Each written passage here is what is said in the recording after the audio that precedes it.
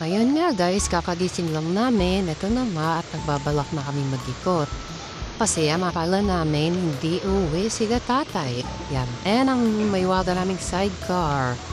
Kaso hindi natuloy ang pag-ikot namin kasi dumating si tatay. Eh naman, hindi siya nahigit ng camera. Kaya, magbabakas kami ngayon. Papunta na kami nito ng junk shop ayun sila sa unahan. Kaya zoom ko kasi medyo blurry. Nakitigin niyo mabuti guys.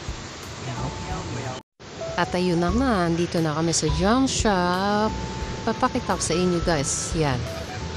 Ayan na, mababa ko namin aircon. Meron ko sa likod, yan. Ayun, paan ni tatay. Nagtatago lang ako sa magigalit siya at nag-cellphone. Ayan, tinime-lapse ko na kasi matagal ako video, tsaka mabilis mo lang cellphone ko. Ayan, hindi niya kami magbaklas guys. Ayan na lang. Ha?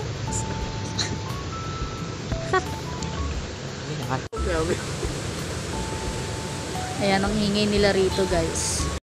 At ngayon, binabili na mama ni tatay ng tubig sa mineralan. Ayan guys, papakita ko sa inyo kung paano ko baklasin ang maliit na aircon. Nasawa po ng aircon tawag yan guys.